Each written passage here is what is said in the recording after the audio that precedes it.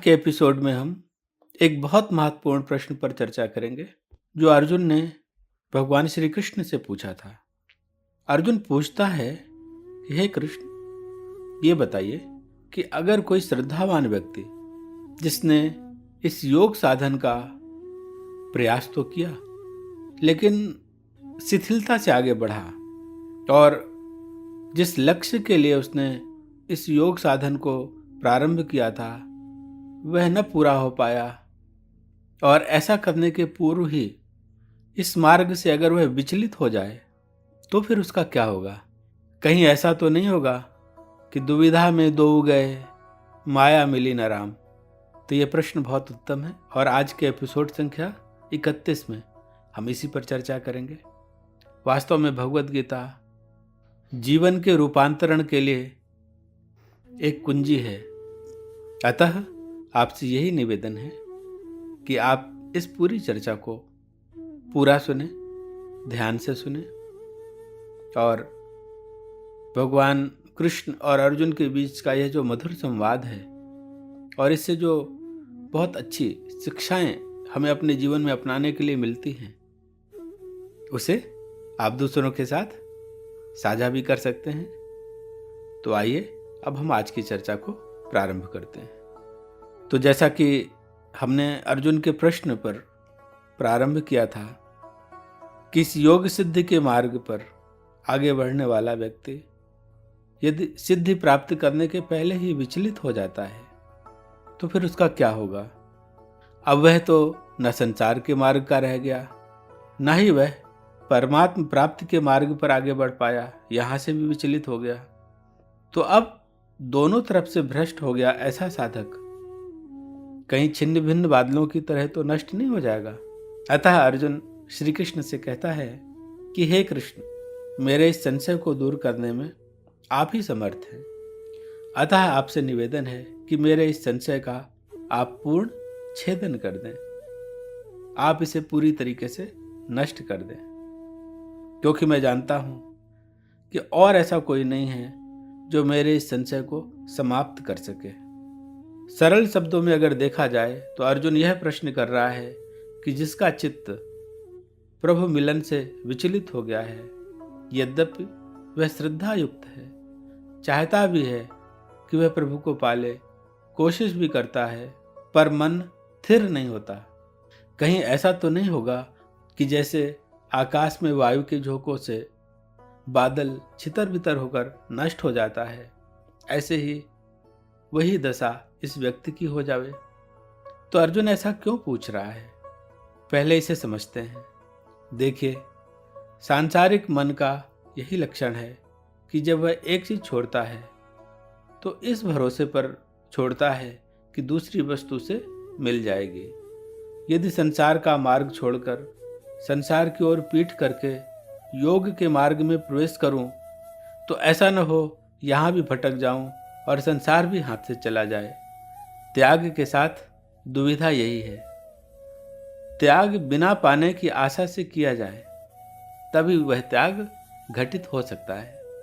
अतः जो बिना पाने की आशा के त्याग करता है वह बहुत पाता है, और जो पाने की आशा से त्याग करता है, चूंकि पाने की आशा है इसलिए त्याग नहीं हो पाता, और चूंकि त्याग नहीं हो पाता इसलिए वह कुछ भी पाने से चूक जाता है। यही विडंबना है, यही पैराडॉक्स है। यह कबीर की उलटवासी जैसा ही है। जैसे कबीरदास जी कहते हैं कि दास कबीर की उल्टी बानी, बरसे कंबल भीगे पानी।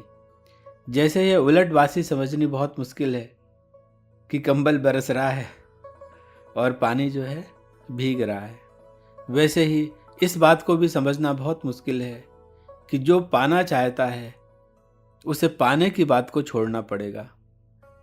और यही त्याग की दुविधा है, और इस दुविधा को दूर करने के लिए ही श्री कृष्ण अर्जुन से कहते हैं कि हे पार्थ, योग के मार्ग में अग्रसर पुरुष का न तो इस लोक में और न परलोक में कहीं भी नाश नहीं होता है, क्योंकि हे प्यारे, इस प्रकार का शुभ कर्म करने वाला कभी दुर्गति को प्राप्त नहीं होता।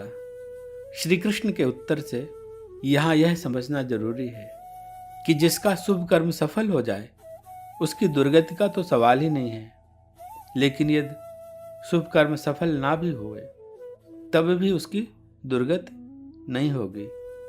वहीं अगर उल्टे में इसे देखें कि जिसने अशुभ कर्म किया हो और वह सफल ना भी हो पाए तब भी उसकी दुर्गति हो जाती है। बुरा कर्म असफल भी हो तब भी उसका फल बुरा ही मिलता है।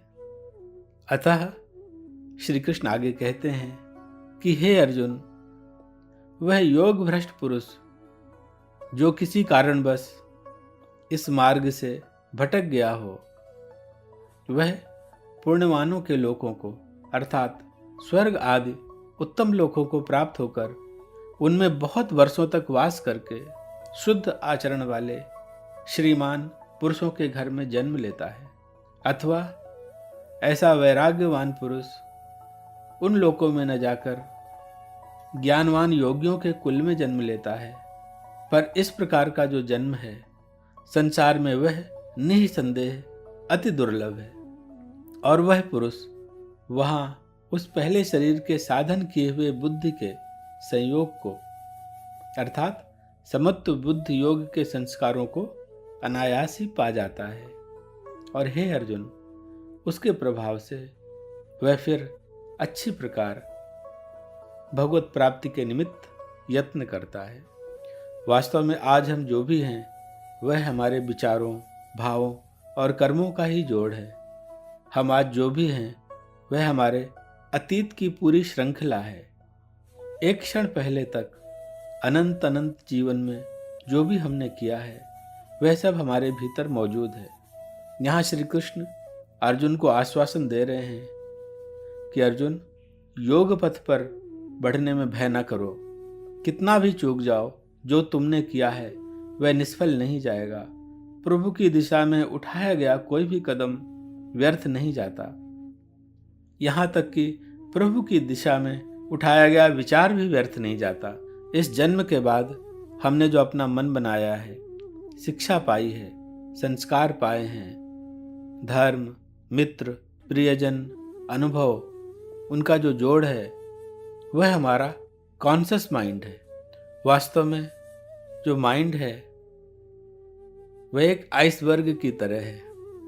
आइसबर्ग का जितना हिस्सा दिखता है वह कॉन्शियस माइंड है, पर अनकॉन्शियस माइंड वो है जो हिस्सा दिखता नहीं। और वह क्या है कि इस जन्म के पूर्व की उसके पीछे छुपी हुई जो अंतर्धारा है, जो हमारा अतीत है, वह अचेतन मन के रूप में पड़ा हुआ है। वह हमारे अतीत के जन्मों का पूरा संग्रह है और इसलिए वह ज़्यादा बलवान है। कॉन्शियस माइंड के प्रभाव में आकर कई बार हम डिसीजन लेते हैं कि हाँ, हम ऐसा करेंगे, ऐसा नहीं करेंगे, और रहता भी है कि हाँ, ऐसा हो जाना चाहिए, लेकिन वह टिक क्यों नहीं पाता?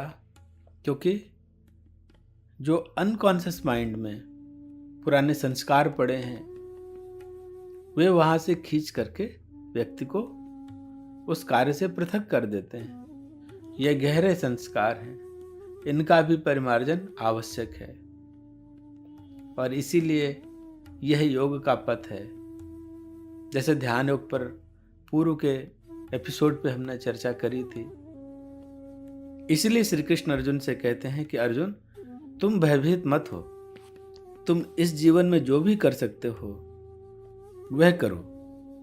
अगले जीवन में वह तुम्हें अनायास ही मिल जाएगा।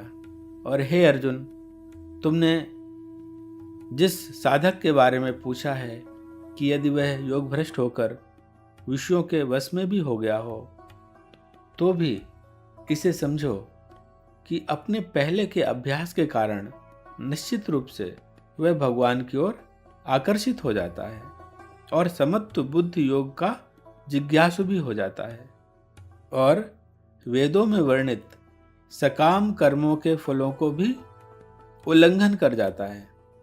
वास्तव में वेद तो सभी के लिए लिखे गए हैं।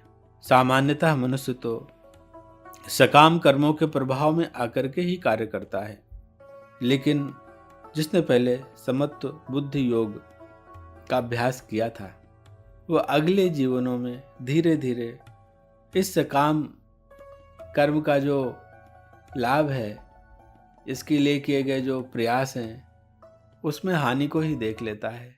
उसे लगता है कि तो फिर बांध देंगे। यह उसके अंदर स्वतः प्रकट होता है और वह इनका उल्लंघन कर जाता है, इन्हें लांघ जाता है। तो समझने वाली बात है कि श्री कृष्ण अर्जुन से दो बातें कह रहे हैं। पहली बात समझाते हुए श्री कृष्ण कहते हैं कि पिछले जन्मों में जिसने थोड़ी भी मात्रा में प्रभु की दिशा में अपने आप को लगाया होता है, अपने आप को बढ़ाया होता है, वह उसकी संपदा बन जाती है। अतः अगले जन्म में विषय वासना में अगर वह लिप्त भी हो गया हो, तब भी वह प्रभु की कृपा का पात्र बन जाता है। जैसे गहन अंधकार में अगर छप्पर में एक छोटा छेद हो तो वहां से भी रोशनी की किरण आती है और भरोसा रहता है कि सूरज वहां है, और जो उसके अंदर बैठा व्यक्ति है उसको ये भावना आ सकती है कि मैं यहाँ से बाहर निकल सकता हूँ, क्योंकि इस अंधकार के विपरीत भी कुछ मौजूद है।